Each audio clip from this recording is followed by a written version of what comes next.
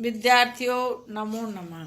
मैं डॉक्टर उर्मिला मीणा से आचार्य संस्कृत महारानी श्रीजय स्नातकोत्तर महाविद्यालय भरतपुर राजस्थान।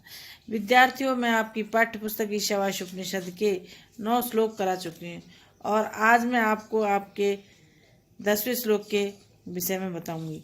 10वें श्लोक में कर्म और उपासना के समुच्चय के स्वरूप का वर्णन किया गया है। अब आप श्लोक देखिए। अन्यत एव आहु विद्या, अन्यत आहु अविद्या इति शृणुम धीराणाम ये न तत् विचक्षिरे। अब आप अन्वय देखिए। विद्या अन्यत एव आहु, अविद्या अन्यत एव आहु इति धीराणाम शृणुम ये न तत् विचक्षिरे। अब इसका शब्दार्थ देखिए। विद्या का शाब्दिक अर्थ है विद्या से। अन्यत एव का शाब्दिक अर्थ है भिन्न ही फल। आहु का अर्थ है विद्वान पुरुष बताते हैं। अविद्या का शाब्दिक अर्थ है अविद्या द्वारा। अन्यत एव का अर्थ है भिन्न प्रकार का फल। आहु का अर्थ है कहते हैं। इति इस प्रकार विद्या और अविद्या के फल संबंधी यह उन विद्वानों से श्रुणुम सुनते हैं ये जो तत् उस विद्या और अविद्या के विषय को न हमें विचक्षिरे का अर्थ है बतलाते आए हैं। अब आप इसका अनुवाद देखिए। सर्वश्रेष्ठ फल की उपलब्धि कराने वाले ज्ञान का वास्तविक स्वरूप है स्थिर एवं अस्थिर। वस्तु का सम्यक परिज्ञान तथा क्षण स्थायी विनाशशील स्थिर एवं इस लोक में होने वाले तथा परलोक में होने वाले भोज्य पदार्थों और उनके साधनों से पूर्ण वैराग्य होना, संयम पूर्ण पवित्र जीवन यापन करना, एकमात्र सर्वाधिपति जगत नियंता पर ब्रह्म परमात्मा का दत्तचित्त होकर चिंतन करना आदि। इस प्रकार के यथार्थ ज्ञान से उस पर ब्रह्म परमात्मा की प्राप्ति होती है जो कि इस चराचर जगत का मूलाधार है। इसका विशुद्ध विवेचन गीता के निम्न श्लोकों में विस्तार से किया गया है। असक्त बुद्धि सर्वत्र जिज्ञात्मा विगत स्पृह नैस कर्म सिद्धि परमाम सन्यासेनाधि गच्छति।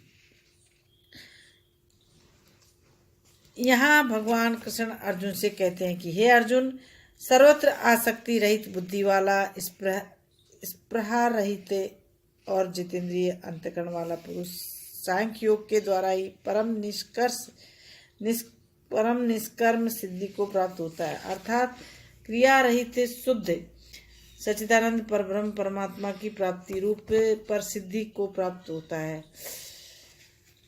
जो मनुष्य पराभक्ति के द्वारा मेरे को अंततः भली प्रकार से जानता है और उस परम भक्ति के द्वारा तत्काल ही मेरे में प्रकट हो जाता है, अर्थात अनन्य भाव से मेरे को प्राप्त हो जाता है, फिर उसकी दृष्टि से मुझ वासुदेव के अतिरिक्त और कुछ भी नहीं रहता।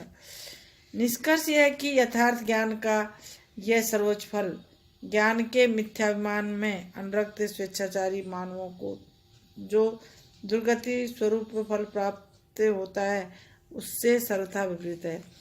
कर्तव्य में कर्तापन के मिथ्याभिमान का पूर्ण अभाव होता है।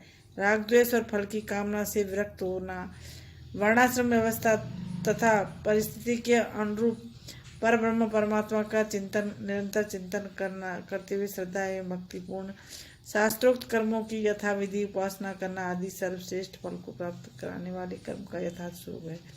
इस प्रकार की उपासना से समस्त दुर्गुण एवं अत्याचारों का समूल विनाश हो जाता है और हर्ष तथा शोक मोह आदि विकारों से रहित होकर साधक इस जन्म मरण रूपी संसार से तर जाता है। निष्कर्ष यह है कि सकाम भाव से किए जाने वाले कर्मों का तो पुनर्जन्म स्वरूप फल उन कर्ताओं को मिलता है जिससे यथार्थ कर्म सेवन का यह फल सर्वथा विपरीत है। इस प्रकार हमने उन परमज्ञानी मनीषियों से सुना है जिन्होंने हमें यह ज्ञान और कर्म का विवेचन विस्तृत व्याख्या करते हुए समझाया था। भावार्थ है कि विद्या देवता ज्ञान से और भी फल बतलाया है, अर्थात ज्ञान की यथार्थ उपासना करने से जो फल प्राप्त होता है वह और है, तथा अविद्या अर्थात कर्म से जो फल प्राप्त होता है वह और ही है। इस प्रकार हमने उन बुद्धिमान पुरुषों से सुना है जिन्होंने ज्ञान और कर्म की विस्तृत व्याख्या करते हुए हमें ये उपदेश दिया है। समाप्त।